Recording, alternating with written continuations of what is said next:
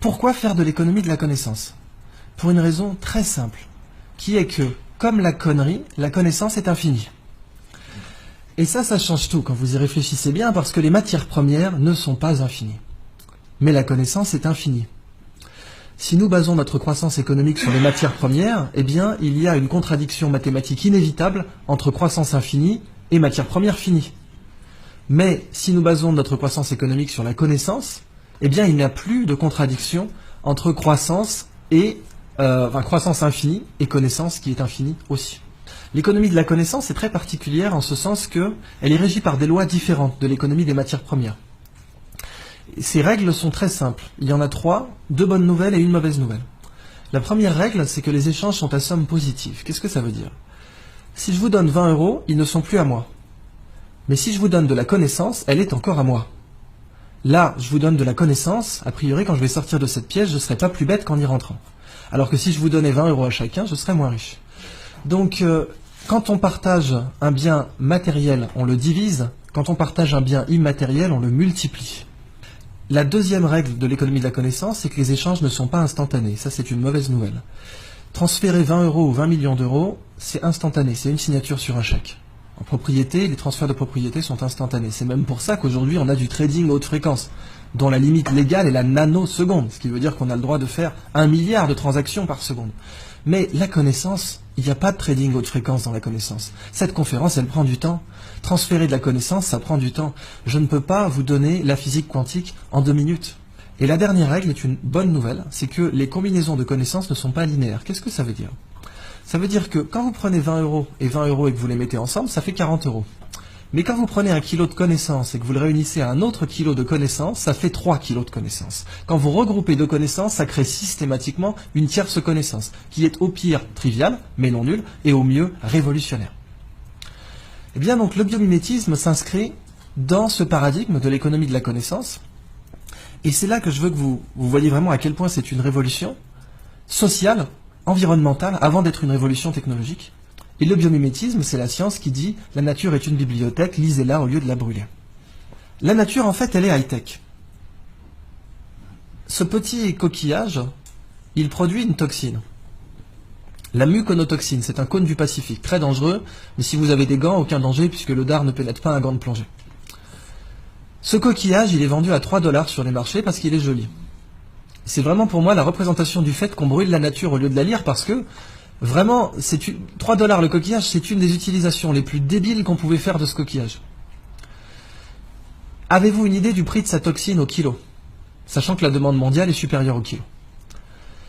1 kilo d'or, on va prendre ça comme étalon, 1 kilo d'or c'est 30 000 €.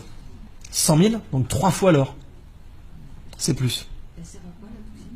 Elle est très utilisée en neurotechnologie, elle permet de faire des neurotechnologies avec un niveau de détail incroyable, donc c'est des nanotech, neurotech, elle est aussi utilisée en neurochirurgie, etc.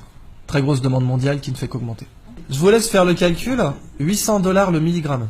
Ça nous fait du 800 millions de dollars le kilo.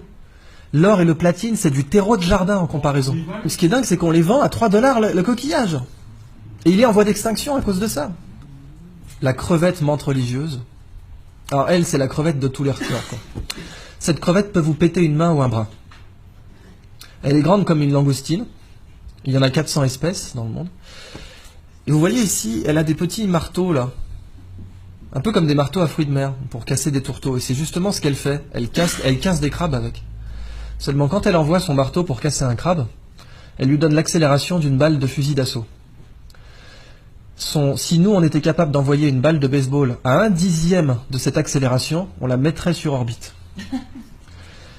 Ce marteau casse évidemment un aquarium blindé, puisqu'il a l'énergie cinétique, il aura la vélocité finale d'une balle de fusil, mais il a une masse supérieure. Évidemment, si vous l'arrachez, il repousse, parce qu'après tout, pourquoi pas. Cette crevette, quand elle envoie son marteau, il se forme des étincelles sous l'eau. Ça va tellement vite que vous avez des étincelles. Et ces étincelles, on les a mesurées à 22 000 Kelvin, c'est la température à la surface du Soleil.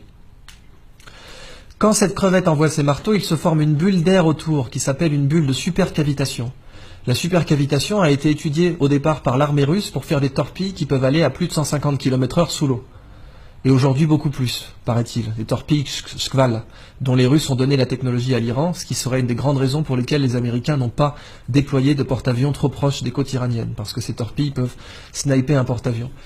Les Chinois prétendent, avec la technologie de supercavitation, avoir mis au point un sous-marin qui pourrait faire 500 nœuds sous l'eau, en se déplaçant dans une bulle d'air. Et la supercavitation aujourd'hui, le meilleur modèle d'étude que vous avez, c'est cette crevette. Mais c'est pas fini.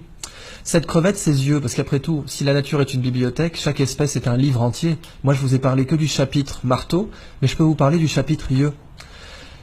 Les yeux des chiens ont 2 types de cônes différents pour reconnaître les couleurs.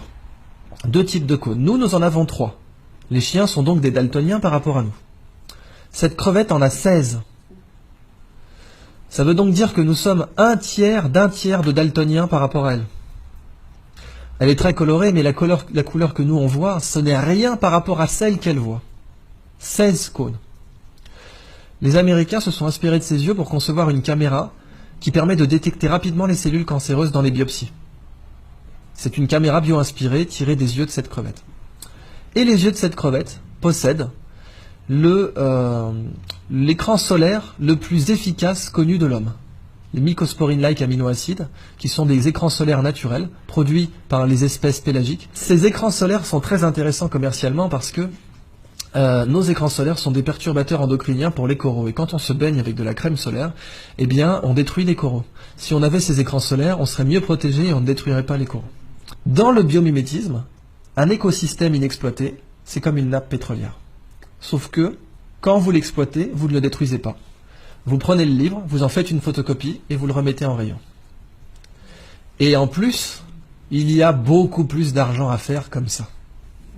Donc c'est juste plus rationnel de faire comme ça.